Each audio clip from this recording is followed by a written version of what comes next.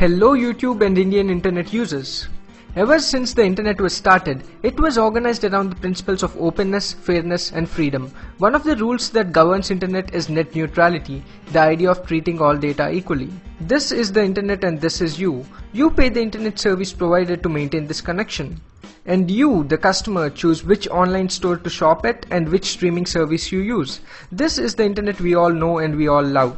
It is a level playing field where every company has a fair chance to succeed. This has given the chance for many new innovators to thrive. This is how Facebook beat MySpace, which beat Friendster. But some internet service providers want to ditch these principles and control free and open access to internet. These ISPs want to be the ones making the rules on the internet. They want to choose what you can access and what you cannot, so that they can make money in the process. Let us compare this to electricity. You pay for the electricity and you can do what you wish. You may use it to light a bulb, watch TV or dry your hair. The electricity department doesn't get to decide what you use it for and charge accordingly. Similarly, the ISP shouldn't get to choose what you do with the internet and charge accordingly. A similar circumstance came up in the United States in April 2014. FCC, which sets the internet rules in the US, reported a draft against net neutrality. This led to a lot of protest and also to a point where President Obama also recommended FCC to preserve net neutrality. After a big public outcry and over 4 million emails to the FCC, in Feb 2015 the rules were revised in complete favor of net neutrality. And this is the story of how the US citizens won the net neutrality war. Presently in India, we have a similar problem. The major telecom companies, who are also major internet service providers, are pressurizing the Telecom Regulatory Authority of India, TRAI, which sets internet rules in India, to pass law against net neutrality so that they can make more money. Reliance has gone ahead with the Facebook-driven internet.org, where you can access Bing for free but you have to pay to access Google, and you have access to Baba Jobs for free while you have to pay to access Naukri.com. They have sold it as a solution for the poor, but what they are really trying to do is build up more customer base, which will result in greater revenue. In December 2014, Airtel proposed a tariff plan where it could charge customers extra on VIOP services such as Viber and Skype. But it had to revoke this plan after a huge public protest and large social media backlash.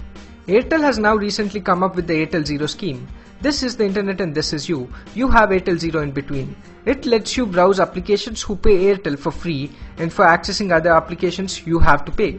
Here's what's wrong with the model. It gives an unfair advantage to the companies with money. The rich companies will be able to reach customers easily via internet, while the poor companies will face even more difficulty. We would not have companies like Facebook if MySpace would have been provided for the customers for free. For example, if Airtel wants you to use Facebook and not Twitter because Twitter does not have enough money to partner with Airtel Zero, then you will be inclined to use Facebook even if you prefer Twitter. Money will rule over quality. It may not seem significant now, but what if Airtel hikes data charges too much after that?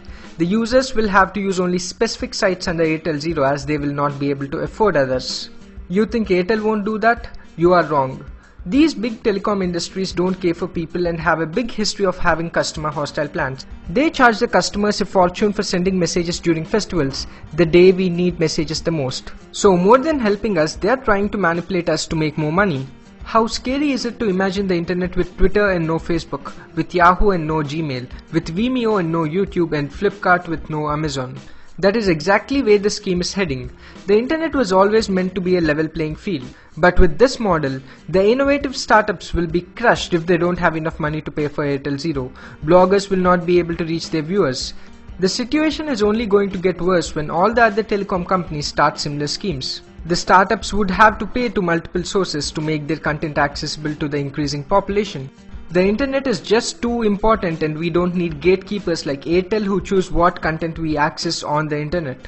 Also, the telecom industries are very greedy people and they would go to any extent to make more money. Until recently, they enjoyed huge margins of profits by pricing the customers aggressively. But thanks to the innovative over-the-top services such as WhatsApp, Viber and Skype, they allow the customers to send millions of messages at a reasonable cost. The telecom industries were not able to innovate like these over-the-top services. So instead of innovating, the telecom industries choose to make more money by manipulating the society with their same old services but with illogical schemes. TRAI released a 118-page paper and asked the general public for opinion on net neutrality. They asked the general public to email their views by April 24th to this email. What is more intimidating is that the paper sounds in favor of these telecom companies. The paper is intentionally filled up with confusing jargon. Link to the paper is in the description below. I think that the paper is not being fair. It tries to show that the telecom industries are being financially hurt due to these over-the-top services. It quotes the decline in SMS traffic by 18.3% in 1 year, and it attributes this to the increase in OTT messaging applications. This is nonsense because it does not talk about the increase in internet subscribers and hence the profit to the network because of these OTT services. So I went to the Airtel's website to see if there was actually any decline in profits, but I could only see that they were making more and more profits every year. It is insane on their side to charge me more if I want to use my favorite website. It is none of their business. These people are internet pipe layers and their job is to push data through the pipes and we pay for the amount of data they push for us. They have no rights to act like gatekeepers prioritizing one website over the other for their benefit and our detriment. If these regulations are in place, we will lose the internet we love. So it's high time we, the Indian internet users, stand against it. Here's what we can do to save net neutrality and the open internet we all love. 1. Sign this petition on change.org. 2. Write directly to Try at this email ID. You can find a sample email in the description.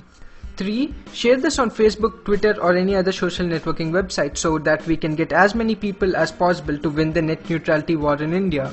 We should win this war. Peace.